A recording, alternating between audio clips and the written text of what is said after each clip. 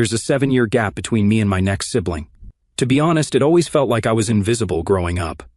My siblings all had their own stuff going on, and I guess my parents just assumed that because I wasn't sick or having mental health issues like the rest of them, I didn't need them. I'm not trying to be all woe is me or whatever, but it's the truth.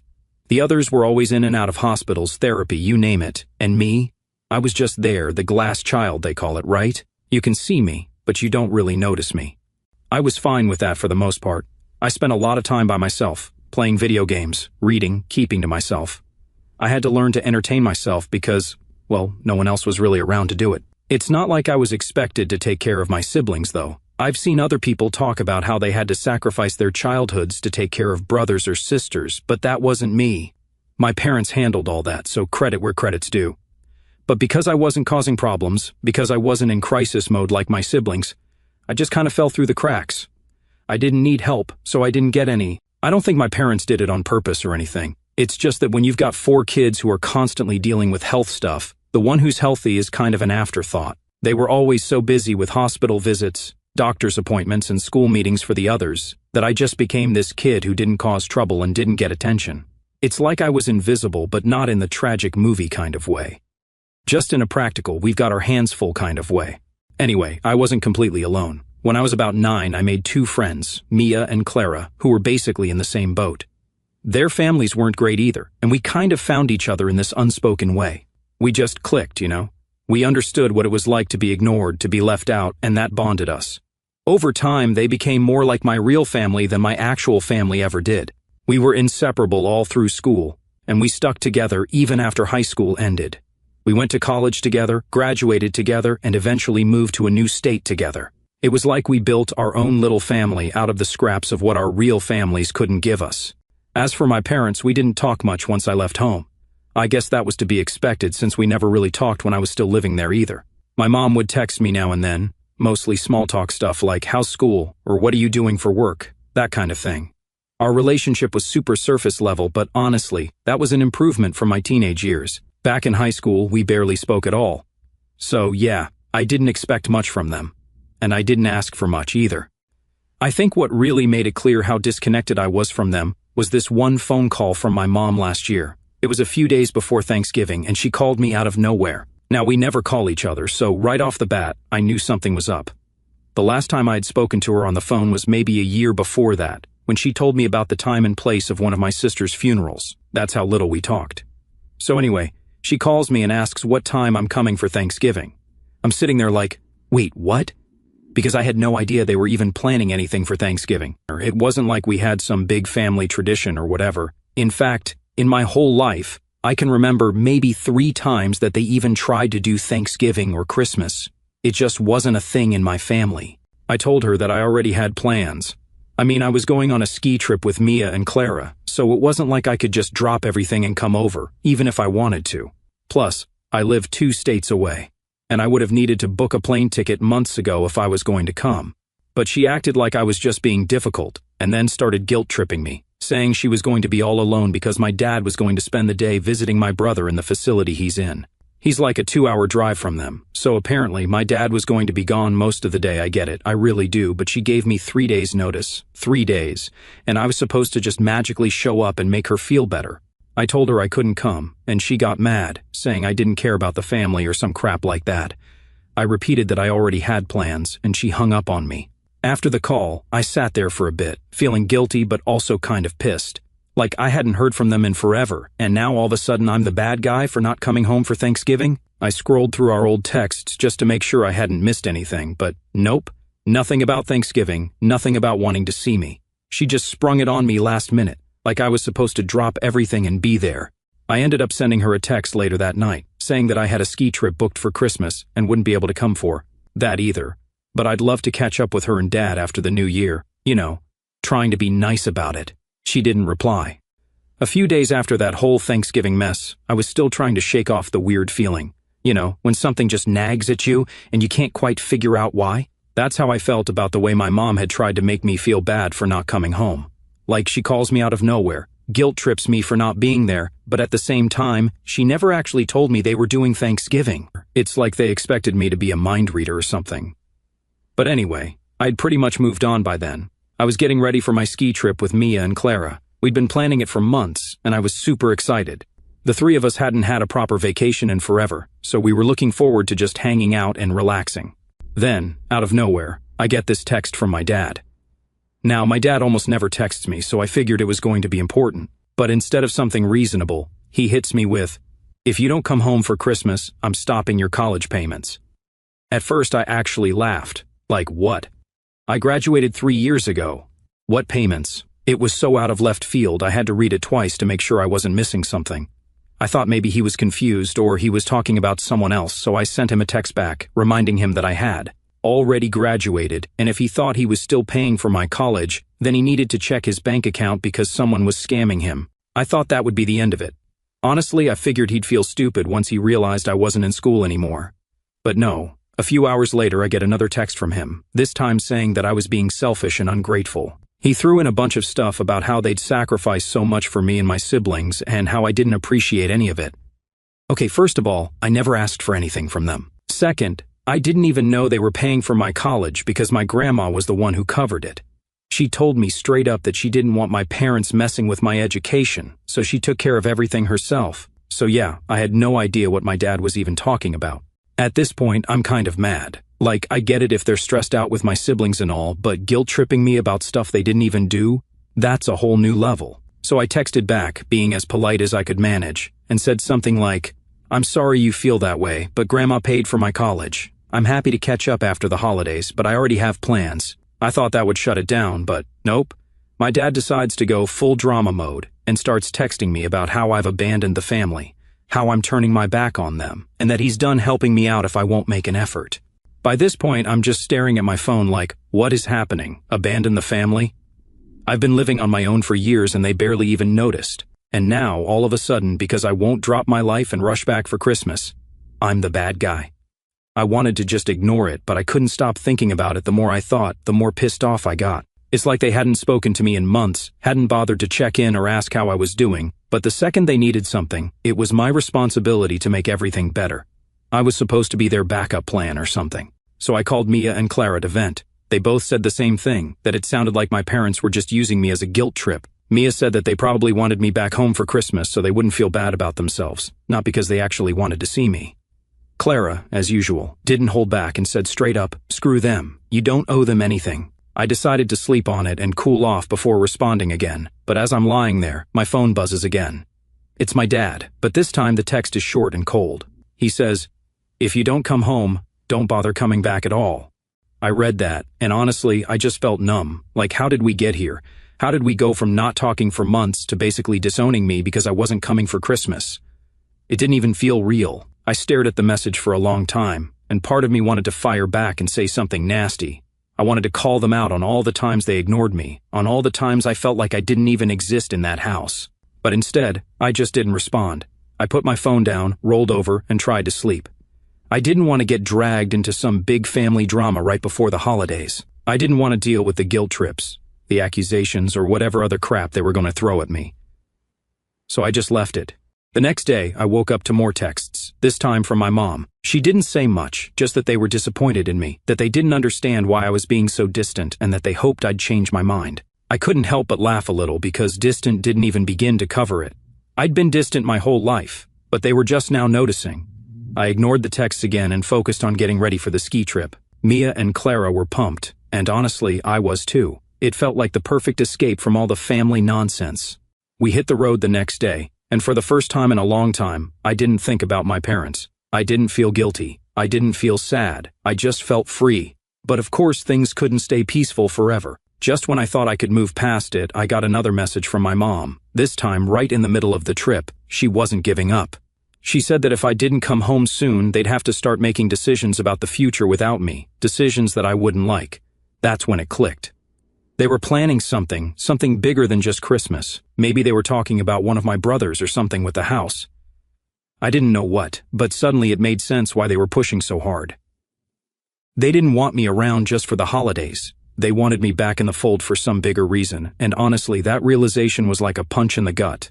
All this time, I thought they were just being clingy or feeling lonely, but it was never about me, not really. It was about what they could get from me. I was done. So after that whole mess with my parents trying to guilt trip me, I thought things would just die down. I ignored their texts, went on the ski trip, and tried to focus on the fact that I had my own life, my own plans, and I wasn't going to let them drag me back into their world of guilt and expectations. But of course, it wasn't that simple. I was back home, just getting settled into my usual routine, when I got a message from my older brother Jake. Now, I hadn't talked to Jake in months, probably longer. Actually, Jake was the one sibling who, when we were growing up, I thought would maybe understand me a little. He wasn't as sick as my other brothers, so I always figured we could have had something more, but he was always too wrapped up in his own life. Anyway, seeing his name pop up on my phone surprised me. His message was simple: "Hey, we need to talk." I didn't know what he wanted, but I wasn't in the mood for more family drama. I texted back, "About what?" A few minutes later, he calls me. I debated whether to answer, but curiosity got the better of me, so I picked up the phone.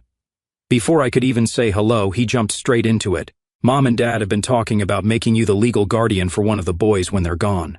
I swear I almost dropped the phone. My heart was racing, and I just sat there, stunned, for a few seconds. Was this some kind of joke? Like, after all these years of barely being in my life, now they're just going to dump this responsibility on me? "What the hell are you talking about?" I finally managed to ask. Jake sighed, like I'm the one being unreasonable. "You know how things are with Mom and Dad. They've got a lot on their plate with the other boys, and they're not going to be around forever. They need to know someone's going to step up and take care of things when they're gone." I could feel my blood boiling. "And they think that someone is me? After everything? After all the ignoring and guilt-tripping, they just assume I'm going to drop everything and take over their mess?" Jake didn't seem to get why I was so upset.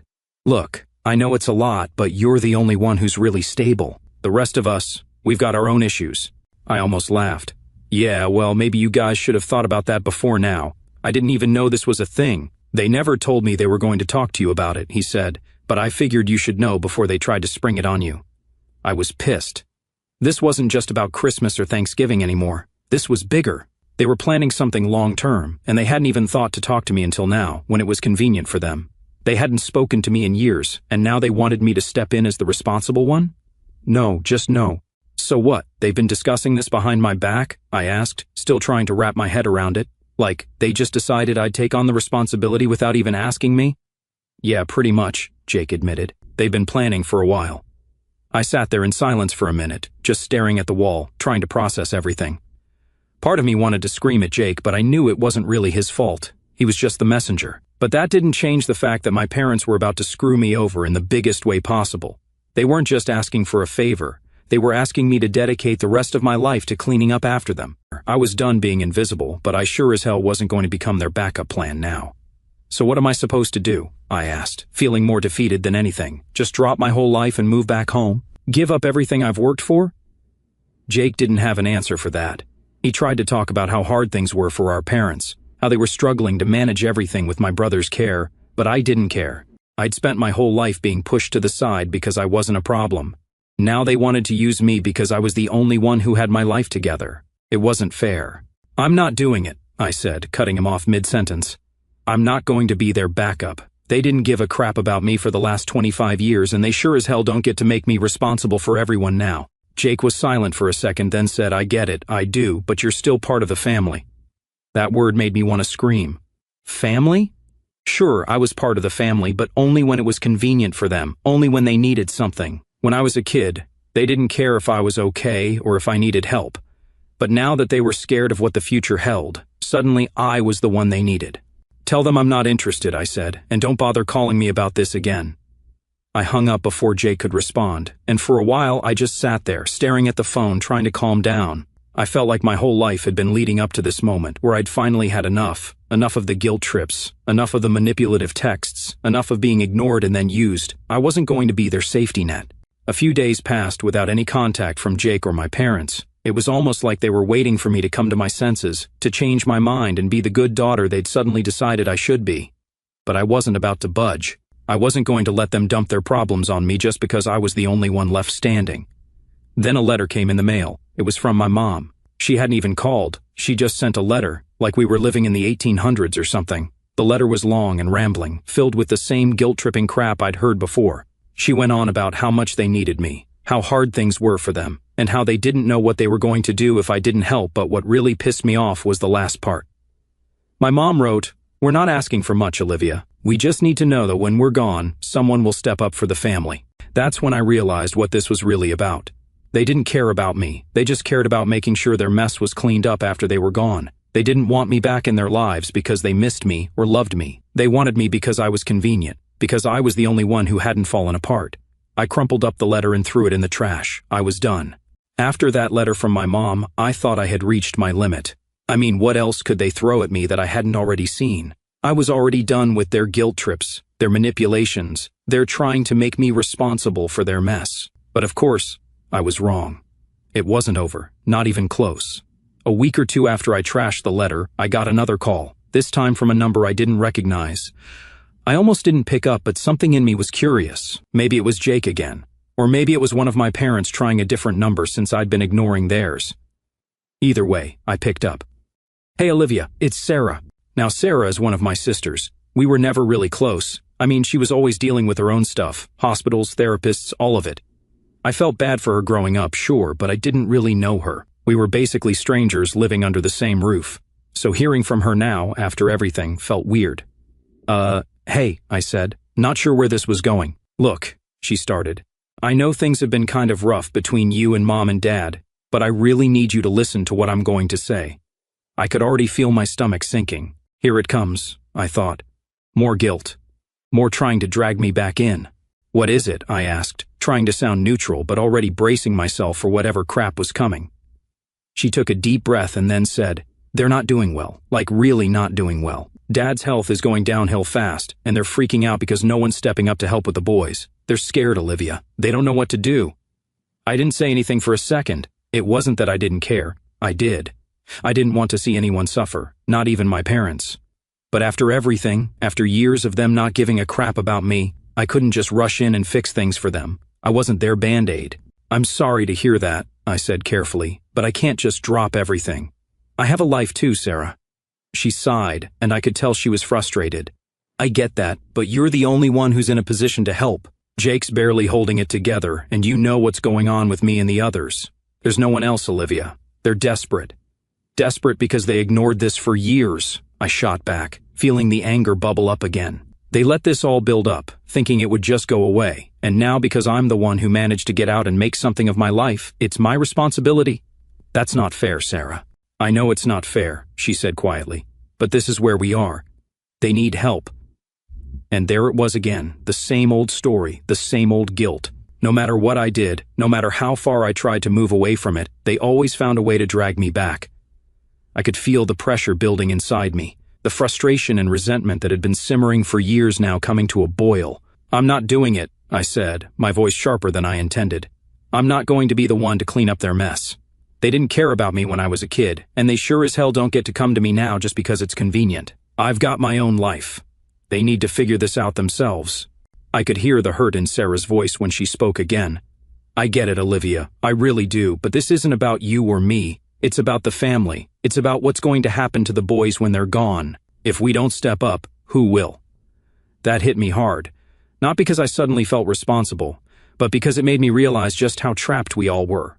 My parents had spent years neglecting me, pushing me to the side, and now they were trying to use me as their escape plan. And my siblings? They were stuck in the middle of it all, just as trapped as I was, only they didn't have the strength to fight back.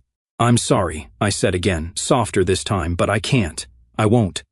There was a long pause, and I could feel the weight of her disappointment through the phone. But I wasn't going to cave, not this time. I couldn't. "Okay," she said finally, her voice flat. "I'll tell them." She hung up before I could say anything else, and I just sat there for a while, staring at my phone, feeling a mix of relief and guilt. I didn't owe my parents anything, I knew that, but still, it hurt. It hurt to know that my family was falling apart and I was powerless to stop it. Or maybe I wasn't powerless. I just wasn't willing to sacrifice myself for them anymore. A few days later, I got another letter from my mom.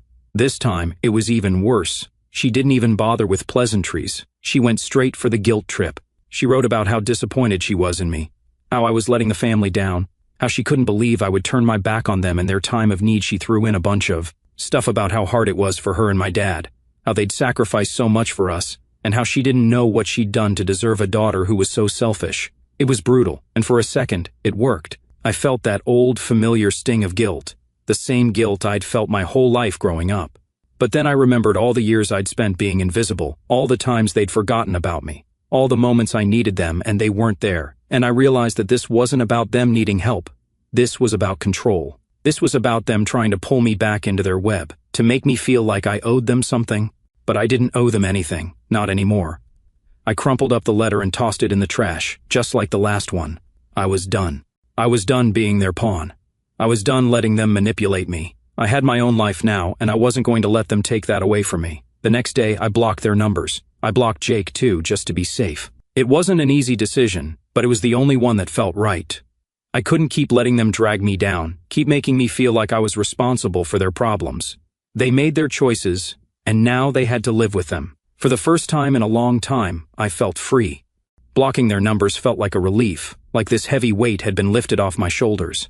For the first time in, well, ever, I had control over the situation. I wasn't sitting there waiting for another guilt-tripping message from my mom or a surprise call from Jake. It was quiet, peaceful, but of course, that didn't last. About 2 weeks after I blocked them, I got a knock on my door. I wasn't expecting anyone, and honestly, I thought it might be a delivery or something. But when I opened the door, there she was, my mom, standing right there on my doorstep like she had every right to be there. I don't know how she found me. I mean, I hadn't exactly been hiding, but I didn't think she'd just show up at my place. She looked different, older I guess, or maybe it was just the stress. But either way, I could see that things hadn't been easy for her. But I didn't feel sorry for her, not anymore. "What are you doing here?" I asked, keeping my voice as calm as I could.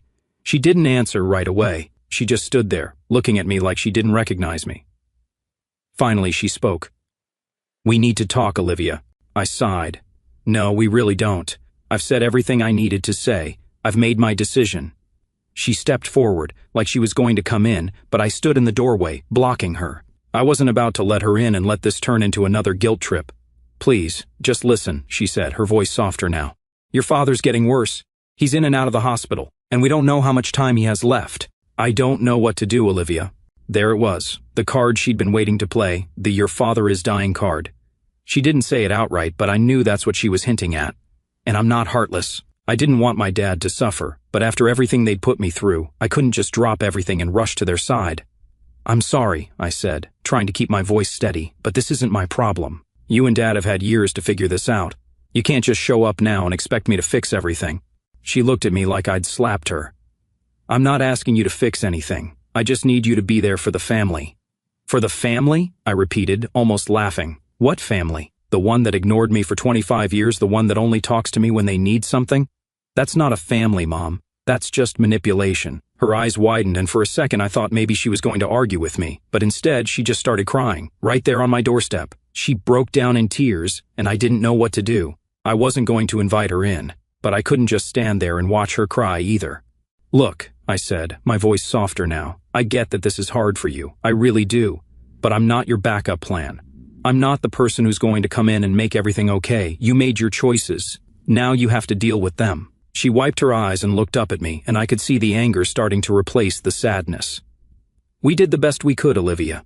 You don't understand what it was like, raising all of you, dealing with everything. We didn't have time for you because we were trying to keep everyone else alive." There it was, the excuse. The same excuse I'd heard a million times before. "And that's not my fault," I said, my voice firm now. "You made the choice to have 5 kids. You made the choice to focus on everyone else and leave me behind. That was your decision, not mine. And now you're trying to make me feel guilty for it." "I won't do it, Mom. I won't." She stood there for a long time, not saying anything, just staring at me like she didn't know who I was anymore. And maybe she didn't. Maybe in her mind I was still that little kid she could ignore because I wasn't causing trouble. But I wasn't that kid anymore. I was done being invisible. Finally, she spoke. "So that's it? You're just going to turn your back on us?" I shook my head. "No, you turned your back on me a long time ago. I'm just finally walking away." She didn't have anything to say to that. She just turned and walked away, heading back to her car. I watched her go, feeling a strange mix of emotions. Part of me was sad, sure, but most of me just felt free. Like I'd finally let go of something I'd been carrying for years, something I should have let go of a long time ago. After she left, I went back inside and sat down, trying to process everything that had just happened. I wasn't angry anymore. I wasn't even hurt. I was just done. Done with the guilt, the manipulation, the constant feeling like I wasn't enough. I wasn't going to be their backup plan. I wasn't going to be their last resort. I had my own life to live, and I wasn't going to let them drag me down anymore. The next few weeks were quiet. I didn't hear from anyone. No calls, no letters, nothing. And honestly, it was the best I'd felt in a long time. I focused on work, on my friends, on my life. I wasn't looking over my shoulder, waiting for the next message from them. I wasn't living in the shadow of their expectations anymore. And then about a month later, I got an email. Not from my mom or my dad this time, but from Jake. It was short, just a few sentences, but it said everything I needed to know. Dad passed away last night. I thought you should know. I stared at the email for a long time, not really sure how to feel. I wasn't surprised. I knew this was coming. But I didn't feel sad either. I didn't feel much of anything, honestly. I thought about responding. I thought about calling Jake, asking how he was holding up, maybe even offering my condolences. But then I realized that this was just another step in the same cycle, another chance for them to pull me back in, and I wasn't going to fall for it this time. I closed the email without replying and went on with my day. I wasn't part of their world anymore, and I was finally okay with that.